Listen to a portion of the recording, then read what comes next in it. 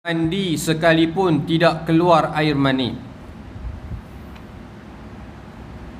Baik tuan-tuan yang dirahmati oleh Allah Ta'ala, itu saja hadis yang kita baca pada malam ini. Dan hadis ini pendek, hanya satu muka juga tuan-tuan, berkenaan dengan hadis dan juga keterangannya.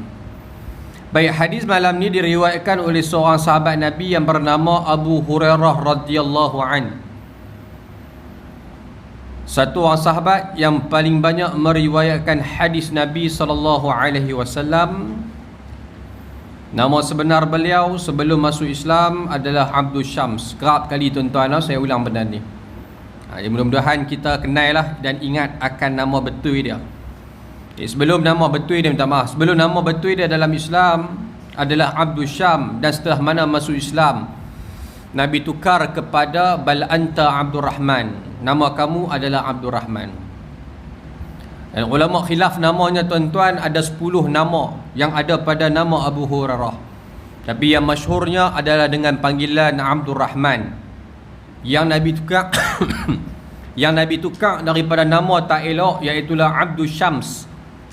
Abdul Syam ni maksud dia hamba kepada matahari, tukar kepada Abdul Rahman, hamba kepada Tuhan Ar-Rahman. Jadi tuan-tuan, ini hukum fiqh berkenaan dengan tukar nama. Kalau ada nama yang tidak elok, wajib tukar dengan nama yang lebih elok. Hukumnya wajib. Kalau nama dia tahu, kata nama dia tak elok, sebagaimana dalam filem, satu filem tuan-tuan terkenal, Laila Majnun, kan? Perkataan Majnun itu juga ada dalam Quran. Mungkin orang yang tak mengetahui akan maknanya, letak nama anak Majnun, daftar JPN dan sebagainya, nak pergi tahnik kat ulama, baru sedar rupanya Majnun tu nama tak elok, gila. Jadi setiap hari doa dia gila, gila, gila, gila. Maka itu juga adalah panggilan, bukan takat panggilan, bahkan ia juga doa. Maka wajib tukar dengan nama yang lebih elok. Tukar dengan nama yang ada maknanya. Itu yang pertama. Yang kedua, kalaulah nama itu tak ada makna, hukumnya sunat tukar. Bukan wajib, tapi sunat. Tak ada makna tuan-tuan. Maksud kata tak ada makna ni, mungkin dia bubuh nama anak dia basikal sebagai contoh, kan? Maksud kata nampak bahasa Arab sedap, tapi bila tukar sayyarah, kan? Sayyarah nak kereta, maka kereta, orang panggil dia kereta, nampak macam tak ada makna tuan-tuan. Jadi tukar dengan nama makna yang lebih baik untuk memuji-muji akan dirinya, mungkin tukar dengan nama Muhammad sebagai contoh. Hukumnya sunat. Kemudian yang ketiga, nama dah elok, tukar kepada nama yang elok. Nama elok dah, ada makna, kemudian nak tukar dengan nama yang elok juga, maka hukumnya adalah harus. Hukumnya adalah harus. Dan benda ni berlaku tuan-tuan dekat Indonesia. Ada daripada kalangan ulama-ulama Indonesia, apabila balik daripada ibadah haji, dia bertukar nama. Di antaranya adalah Kiai Ehsan Jampes, pengarang kitab Sirajut Talibin, syarah kepada Minhajul Abidin, 2 jilid, ulama besar di Indonesia.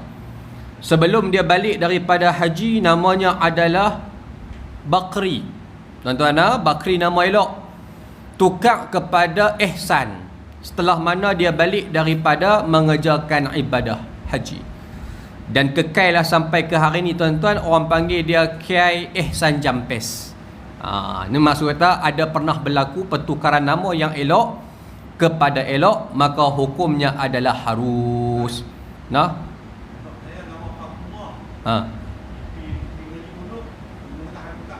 Pi mana? Sebab apa?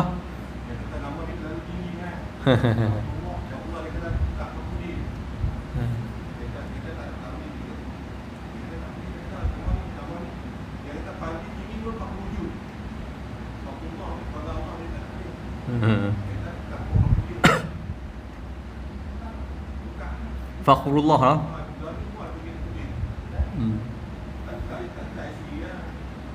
Fakhrun.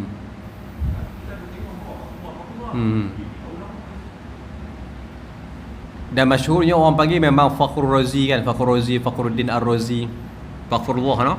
Apa nanti tengok balik nama Fakhrullah no. Apa sebab yang kata ketinggian sangat kan? Insya-Allah.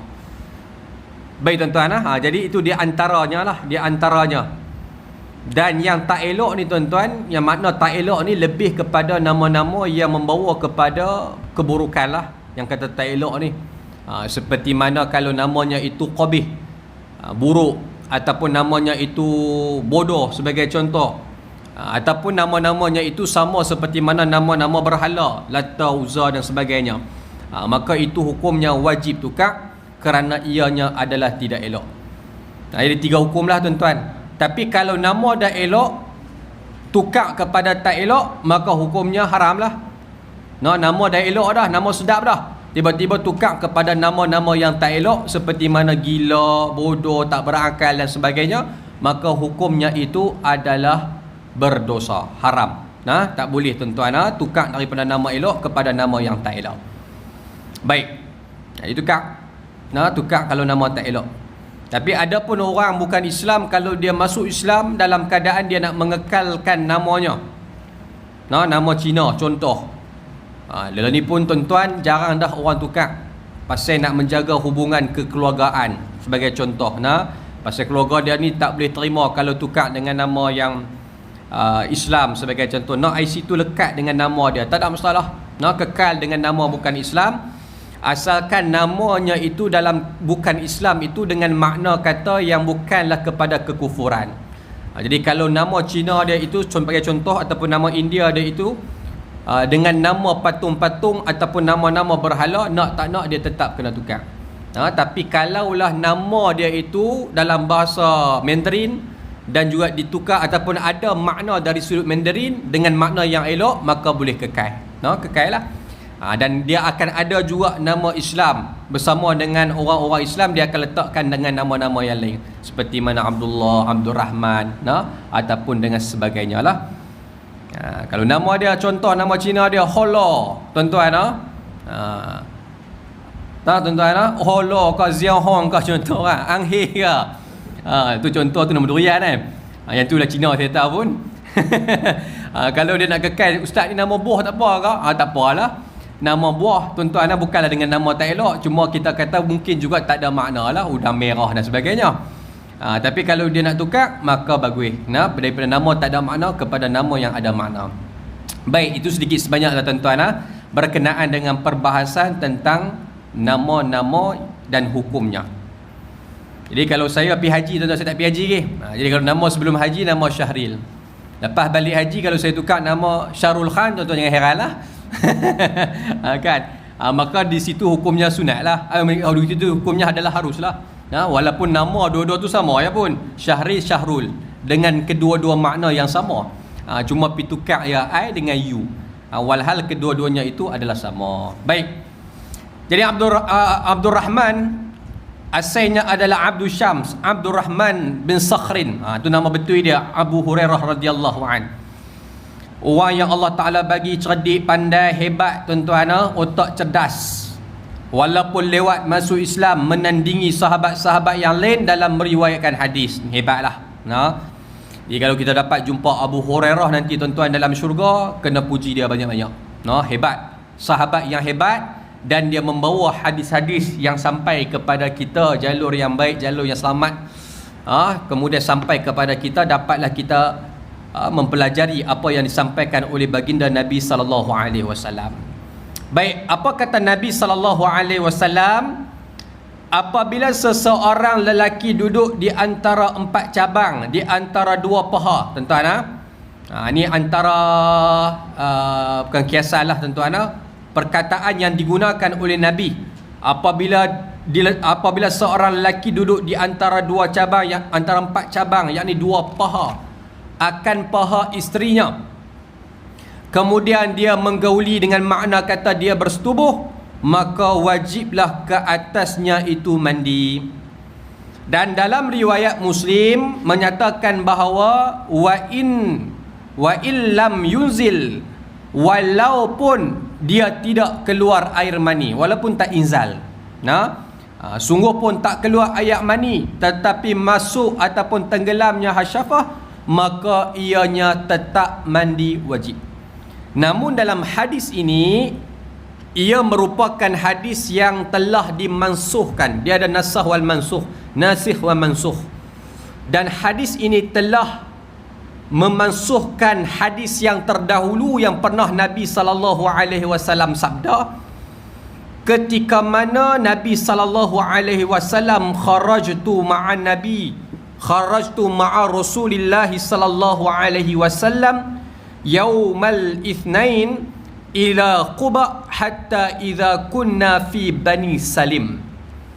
Pernah satu ketika, hadis ini diriwayatkan daripada Abu Sa'id Al-Khudri radhiyallahu an, daripada bapaknya, keluar mereka bersama-sama dengan Nabi SAW pada hari Isnin ke Quba, dan kami berada di perkampungan Bani Salim.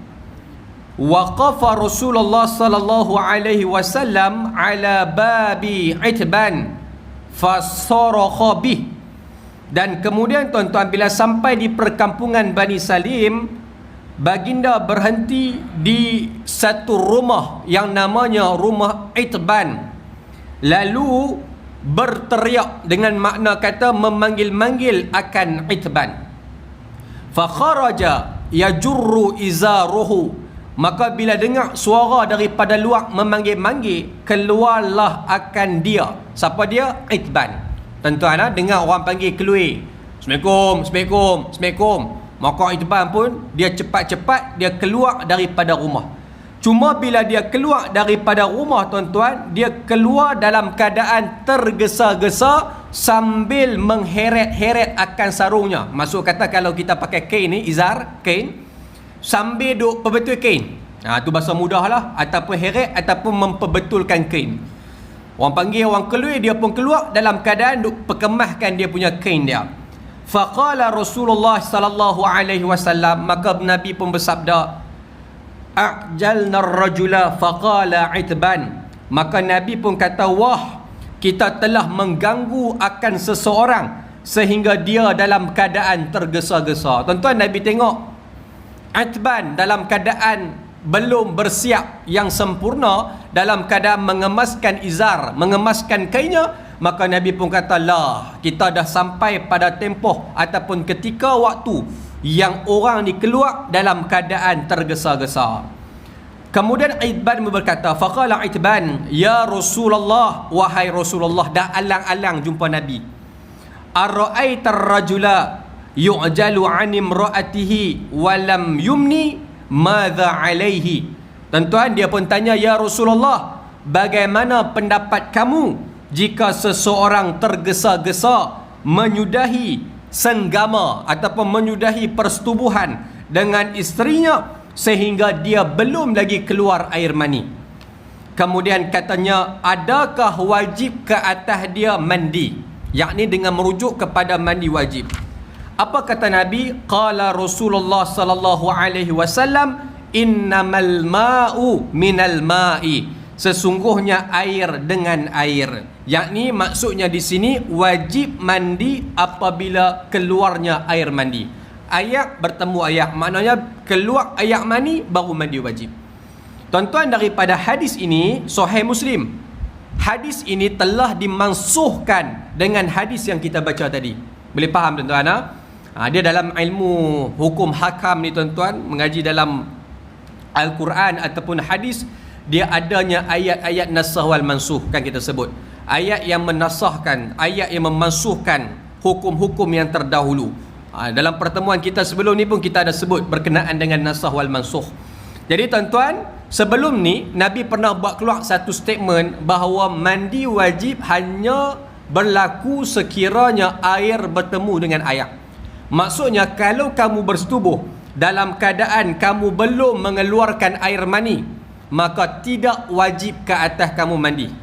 Tapi bila selang berapa ketika selepas daripada tu, dimansuhkan dengan hadis yang seterusnya, yang mana Nabi sebut, wa illam yunzil, walaupun kamu tak keluar air mani sekalipun, tapi telah melepasi daripada had yang telah ditetapkan, maka wajib ke atas kamu akan mandi. Keluar tak keluar, belakang kira. Nah, janji bila mana kamu bersetubuh dalam keadaan kamu bersama, maka hukumnya adalah wajib.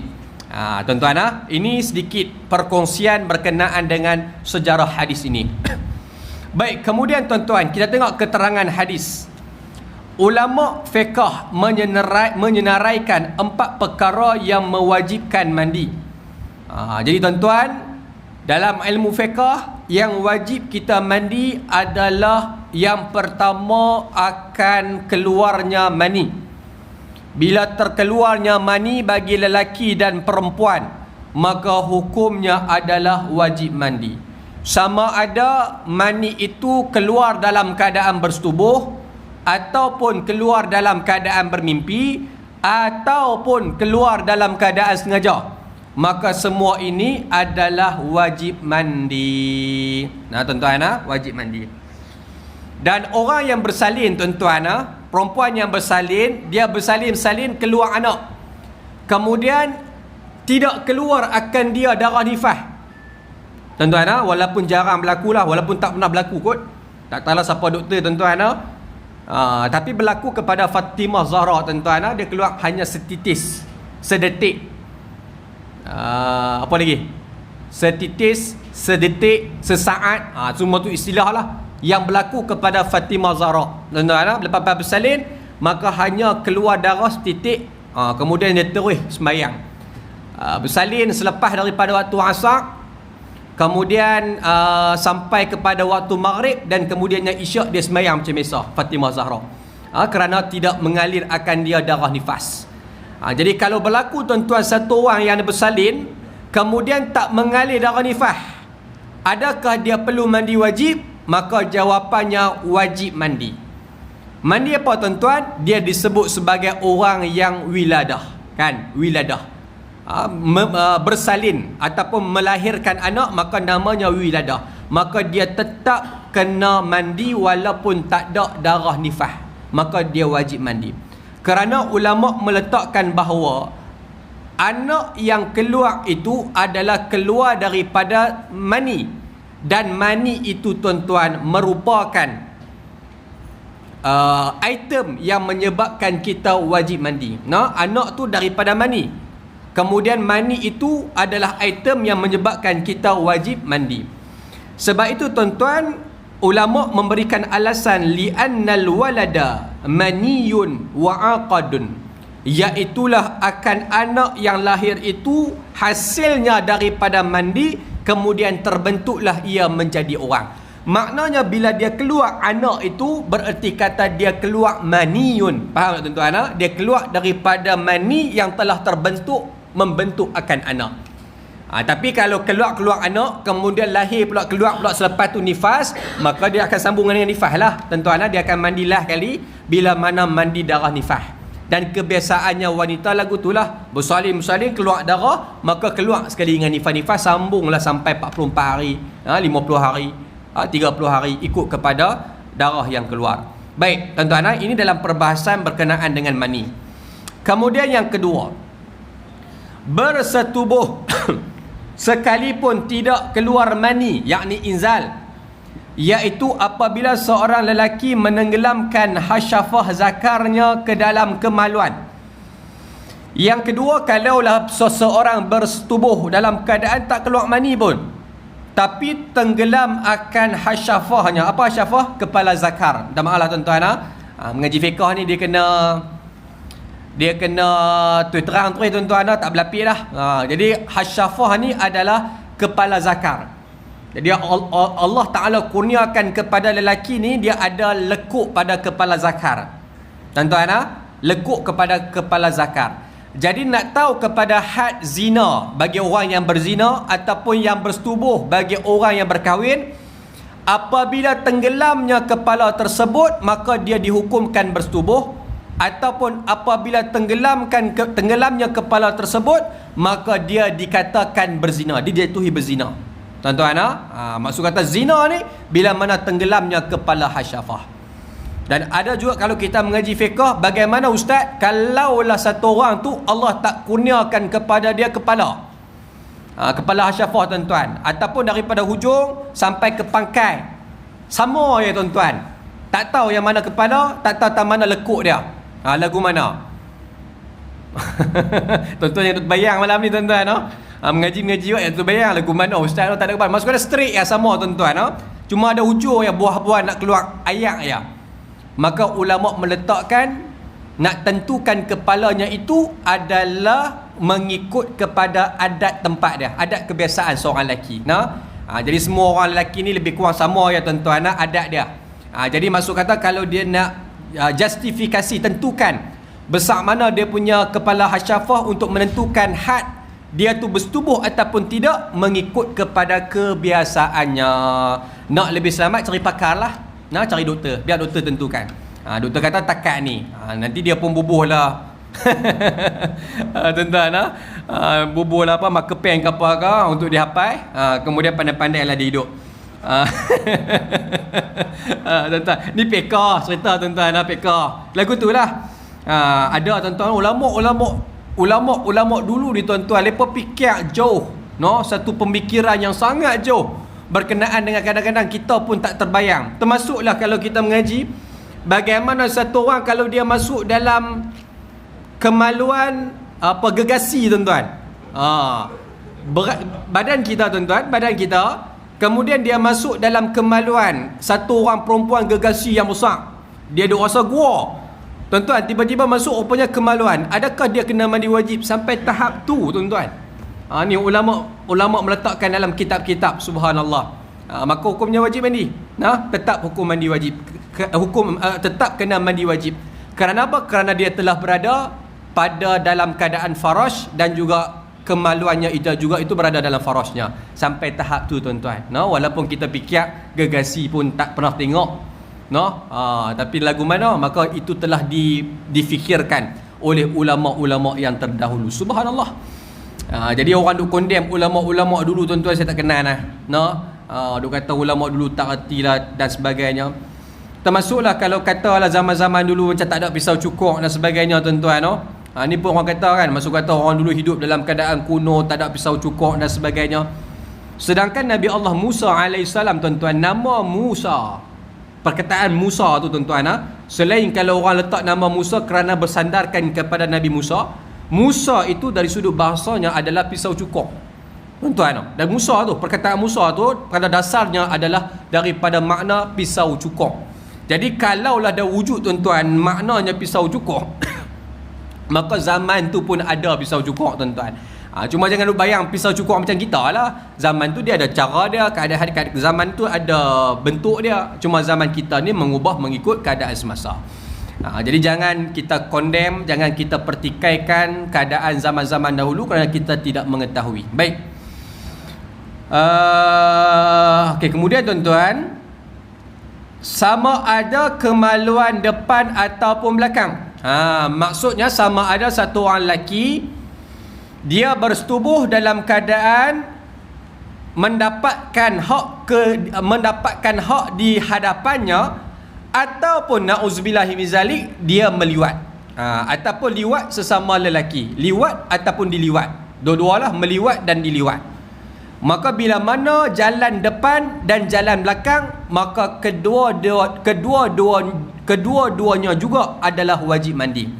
Dan had kalau melalui jalan belakang pun, maka tenggelam akan hasyafahnya, tenggelam akan kepala zakarnya. Cencaru dah, dia main balik cencaru. Dia kena bawai juga. Baik, sama ada kemaluan manusia ataupun binatang, ataupun dia tak lalu pada manusia, dia tengok lembu berkenan, maka dia balun lembu tuan-tuan. Maka yang dia tu kena mandi, lembu tak payah mandilah. Aduh, kena pula tu imam tak mengaji tuan-tuan, lembu ni mati ni nak kena mandi dah ustaz, tak payah mandi lah, lembu dan buat apa, bukan mukallaf tuan-tuan. Yang mandi itu adalah manusia, bukan tak ada kes ada tuan-tuan.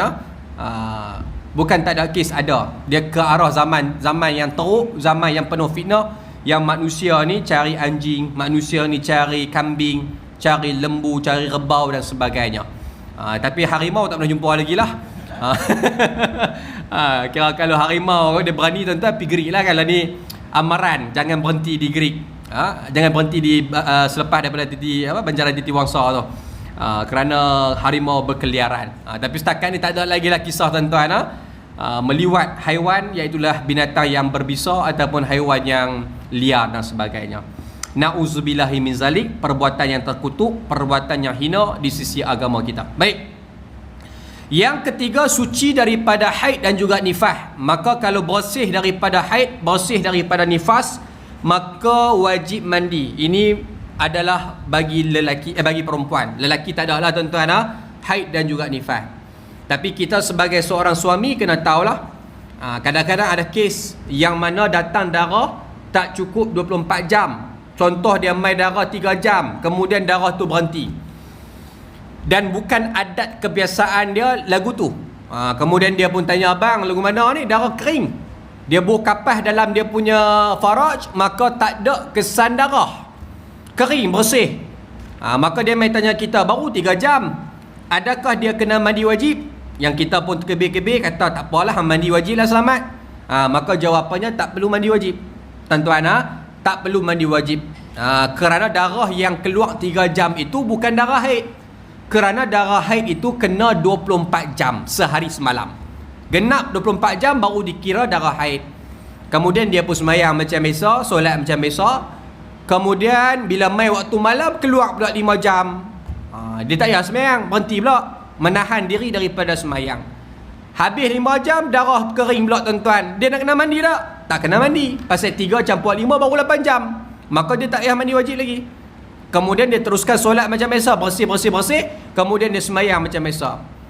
Kemudiannya tuan-tuan, dia mai pula 8 jam keesokan harinya. 8 campur 8, 16. Nak kena mandi tak? Tak kena mandi lagi. Pasal tak cukup lagi 24 jam. Kemudian dia semayang macam biasa. Kemudian mai pula 8 jam, cukup 24 jam. Sepanjang tempoh tu semua dikira haid. Kalau dia puasa dalam pertengahan tu, maka puasa dia kena ganti, kena qada balik. Pasal dia dikira sebagai haid. Boleh faham tuan-tuan?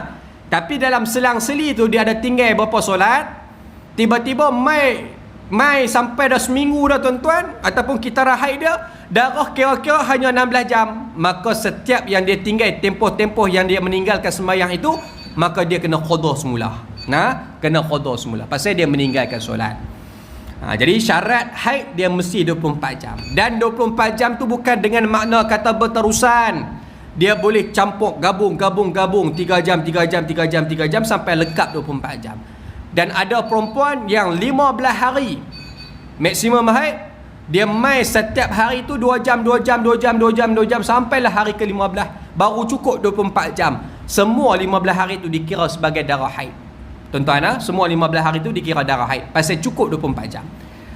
Dia tak lebih 15 hari tak apa. Lebih 15 hari dia panjang cerita lah. Dia akan tengok balik kepada permasalahan istihadah. Baik, pokoknya lagu tu. Bila mana haid dan nifas mandi. Tapi kalau kurang maka tidak mandi. Kerana dia bukan haid tetapi dia istihadah. Yang keempat adalah mandi. Yang keempat adalah mati.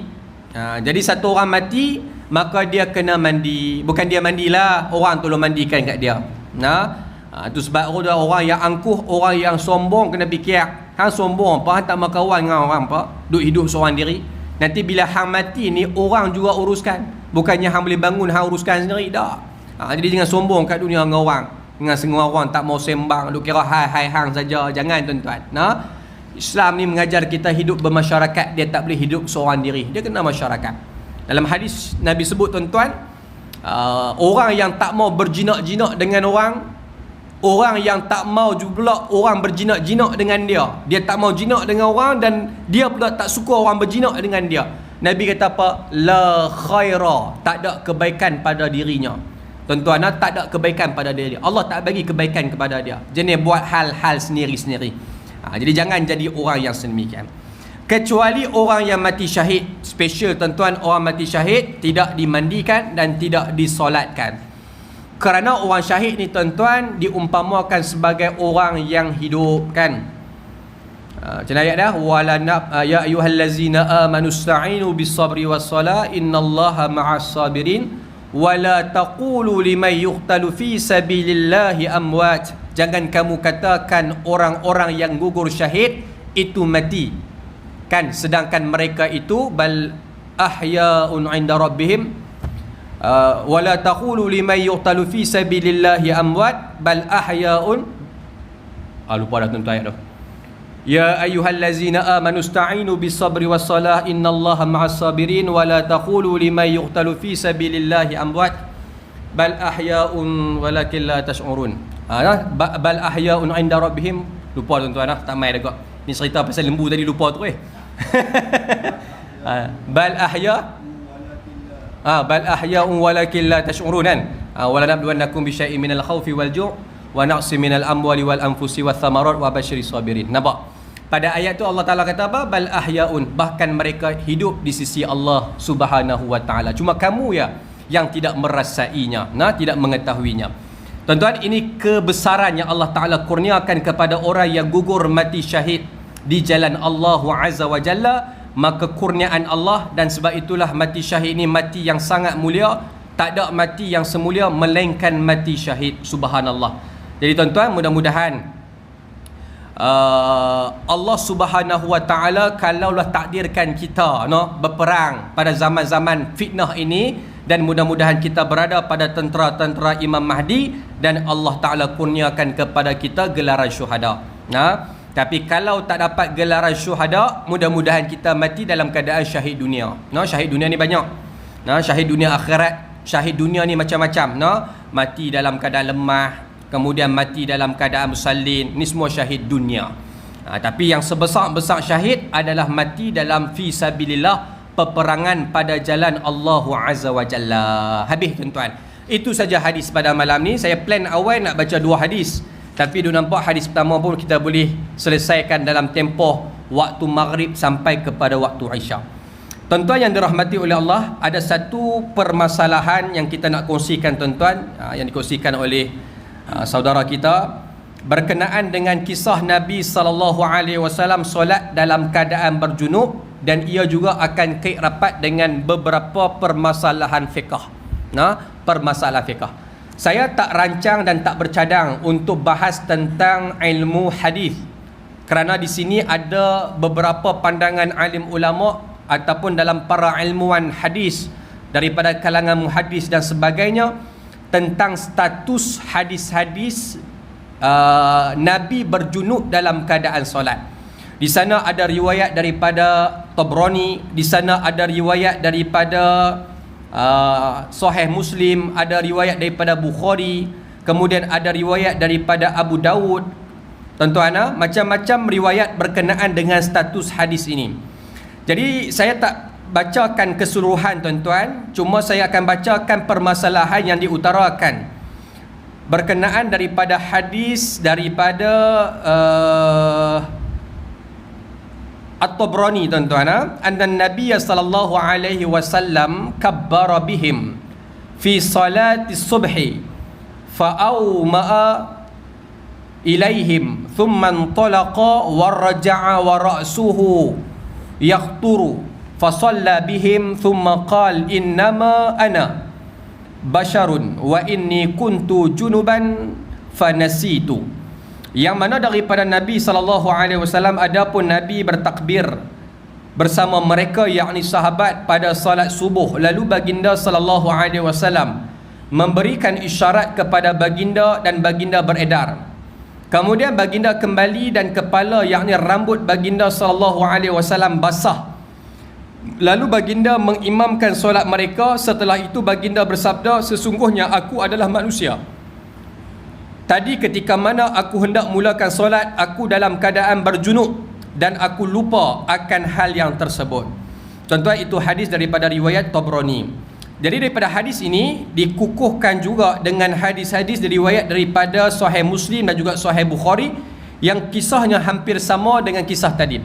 Maksudnya Nabi SAW dalam keadaan Nabi nak semayang, kemudian Nabi teringat bahawa Nabi tak mandi wajib lagi, ataupun Nabi dalam keadaan berhadas.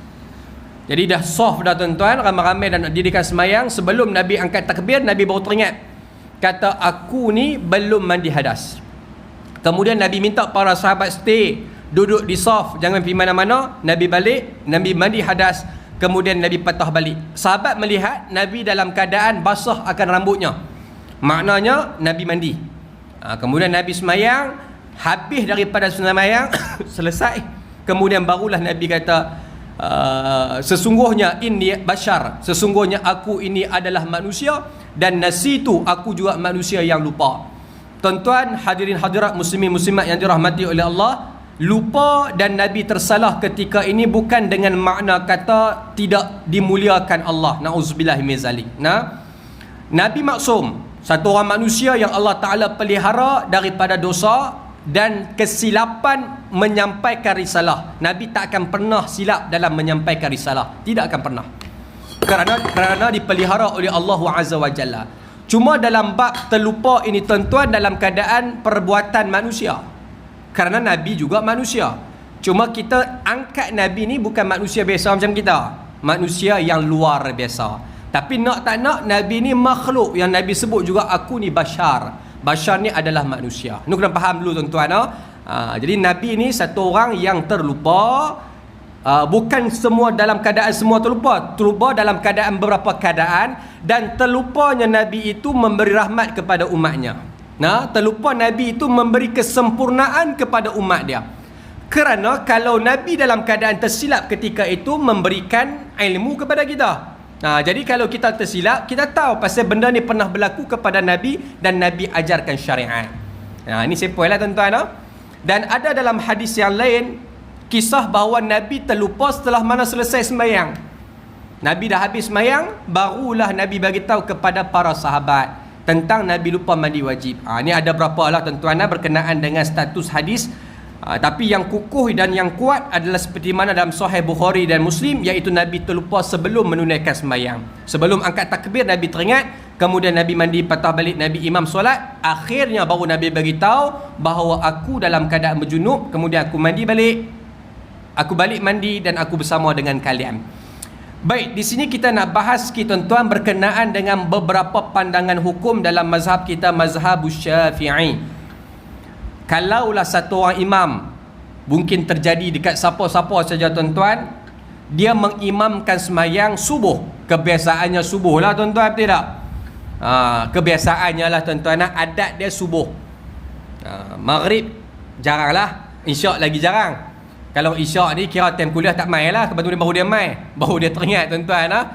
Dan dia dalam keadaan hadas besar ni macam-macam lah tuan-tuan. Jangan duk anggap bersetubuh ya, macam-macam. Macam-macam keadaan. Baik, maka dia main imam, tiba-tiba orang tolak dia jadi imam, dia pun imam. Maka bila dia semayang, Allahu Akbar, dalam keadaan semayang. Kalau sebelum semayang tak ada masalah apa, betul tak tuan-tuan?